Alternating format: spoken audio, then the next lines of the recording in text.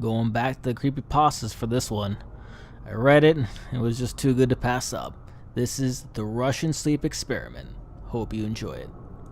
Russian researchers in the late 1940s kept 5 people awake for 15 days using an experimental gas-based stimulant. They were kept in a sealed environment to carefully monitor their oxygen intake so the gas didn't kill them, since it was toxic in high concentrations. This was before closed-circuit cameras, so they had only microphones and 5-inch thick glass porthole-sized windows into the chamber to monitor them.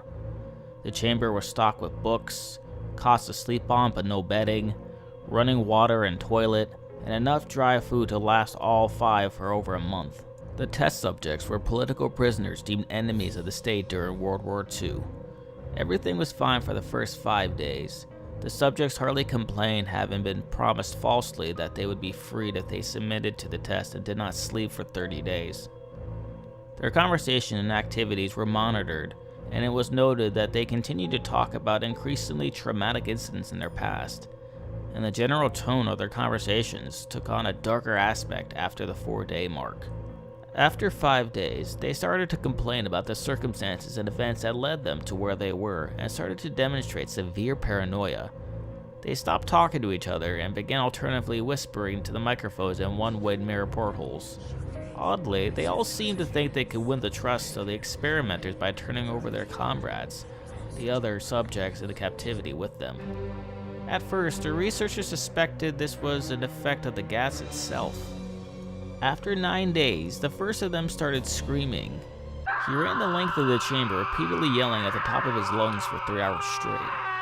He continued attempting to scream, but was only able to produce occasional squeaks. The researchers postulated that he had physically torn his vocal cords. The most surprising thing about this behavior is how the other captives reacted to it. Or rather, didn't react to it. They continued whispering to the microphones until the second of the captives started to scream. The 2 non-screaming captives took the books apart, smeared page after page with their own feces, and pasted them calmly over the glass portholes. The screaming promptly stopped. So did the whispering to the microphones. After 3 more days passed, the researchers checked the microphones hourly to make sure they were working, since they thought it was impossible that no sound could be coming with 5 people inside. The oxygen consumption in the chamber indicated that all 5 must still be alive. In fact, it was the amount of oxygen 5 people would consume at a very high level of strenuous exercise. On the morning of the 14th day, the researchers did something they said they would not do to get a reaction from the captives. They used the intercom inside the chamber, hoping to provoke any response from the captives they were afraid were either dead or vegetables. They announced, "We are opening the chamber to test the microphones. Step away from the door and lie flat on the floor or you will be shot. Compliance will earn one of you your immediate freedom." To their surprise, they heard a single phrase in a calm voice response. "We no longer want to be freed." Debate broke out among the researchers and the military forces funding the research. Unable to provoke any more response using the intercom, it was finally decided to open the chamber at midnight on the 15th day. The chamber was flush with the stimulant gas and filled with fresh air, and immediately voices from the microphones began to object. 3 different voices began begging, as if pleading for the life of loved ones, to turn the gas back on. The chamber was open and soldiers sent in to retrieve the test subjects. They began to scream louder than ever, and so did the soldiers when they saw what was inside. 4 of the 5 subjects were still alive, although no one could rightfully call the state that any of them in life. The food rations past day 5 had not been so much as touched. There were chunks of meat from the dead test subjects' thighs and chest stuffed into the drain in the center of the chamber, blocking the drain and allowing 4 inches of water to accumulate on the floor. Precisely how much of the water on the floor was actually blood was never determined. All 4 surviving test subjects also had large portions of muscle and skin torn away from their bodies. The destruction of flesh and exposed bone on their fingertips indicated that their wounds were inflicted by hand, not with teeth as the researchers initially thought. Closer examination of the position and angles of the wounds indicated that most, if not all of them, were self-inflicted. The abdominal organs below the ribcage of the 4 test subjects had been removed, while the heart, lungs, and diaphragm remained in place. The skin and most of the muscles attached to the ribs had been ripped off, exposing the lungs to the ribcage. All the blood vessels and organs remained intact. They had just been taken out and laid on the floor, fanning out around the eviscerated but still living bodies of the subjects. The digestive tract of all 4 could be seen to be working, digesting food. It quickly became apparent that what they were digesting was their own flesh they had ripped off and eaten over the course of days. Most of the soldiers were Russian special operatives at the facility, but still many refused to return to the chamber to remove the test subjects. They continued to scream to be left in the chamber and alternatively begged and demanded that the gas be turned back on. At least they fall asleep. To everyone's surprise, the test subjects put up a fierce fight in the process of being removed from the chamber. One of the Russian soldiers died from having his throat ripped out. Another was gravely injured by having his testicles ripped off and an artery in his leg severed by one of the subject's teeth. Another 5 of the soldiers lost their lives if you count ones that committed suicide in the weeks following the incident. In the struggle, one of the 4 living subjects had his spleen ruptured and he bled out almost immediately.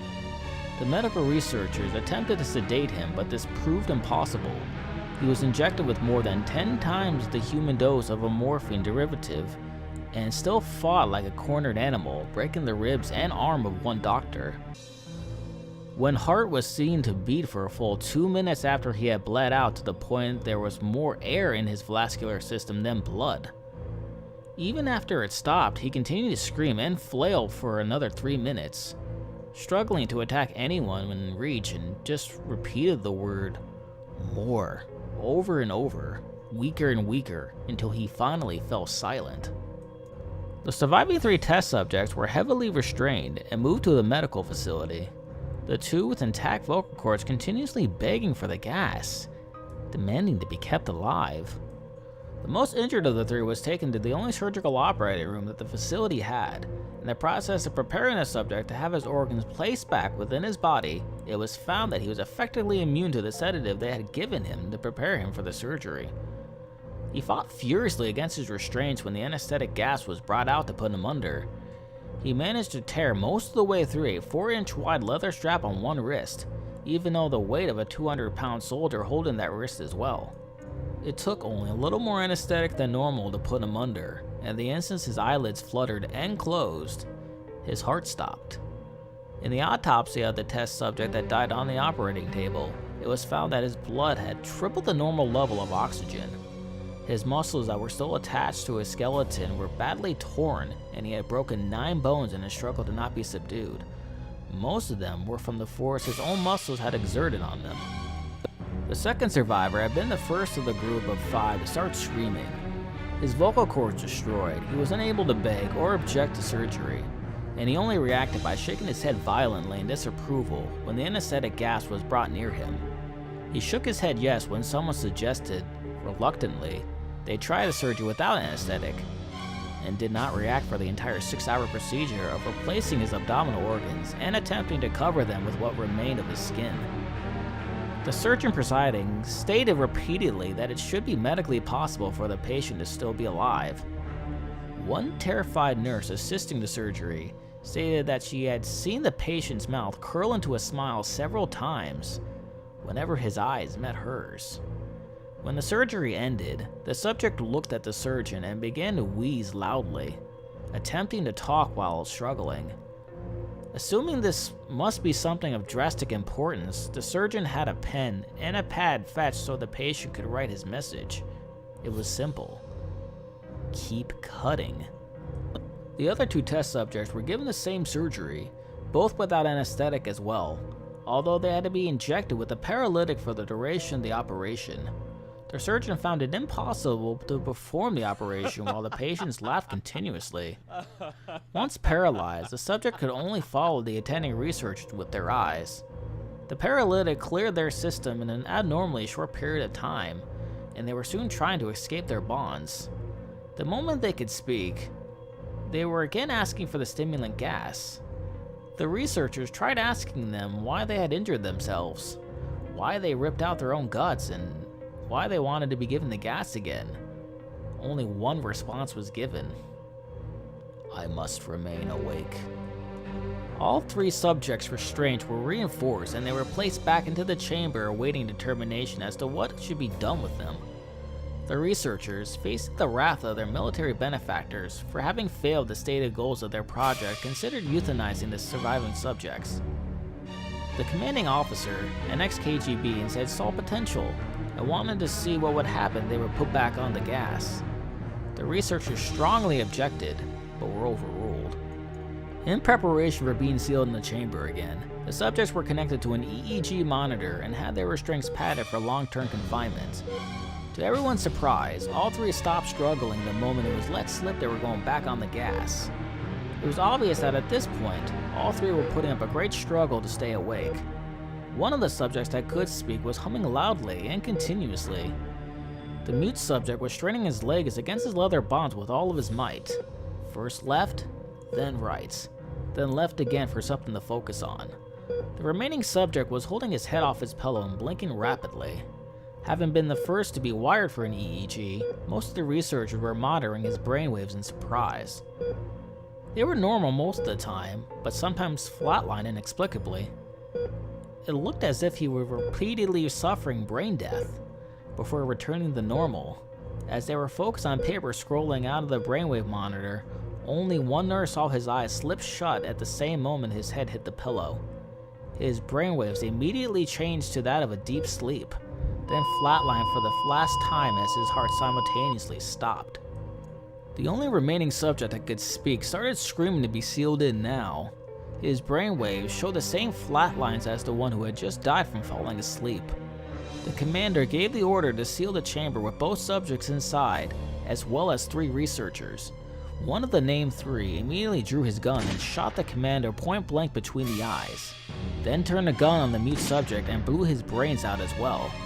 He pointed his gun at the remaining subject, still restrained to a bed as the remaining members of the medical and research team fled the room. I won't be locked in here with these things. Not with you, he screamed at the man strapped to the table. What are you? He demanded. I must know. The subject smiled. Have you forgotten so easily? The subject asked. We are you. We are the madness that lurks within you all, begging to be free at every moment in your deepest animal mind. We are what you hide from in your beds every night. We are what you sedate into silence and paralysis when you go to the nocturnal haven where we cannot tread. The researchers paused, then aimed at the subject's heart and fired. The EEG flatlined as the subject weakly choked out. So nearly free. Thanks guys for checking out this video. If you like this creepypasta, you can like and share this video along when commenting. How terrifying did you find this creepypasta to be? If you'd like to hear future narrations done by me, click on that subscribe button. If you enjoyed this narration, check out the playlist I made narrating other creepypastas. If you'd like for me to read any of your stories, true or otherwise, please email me at danscares@gmail.com. Until next time, sleep tight.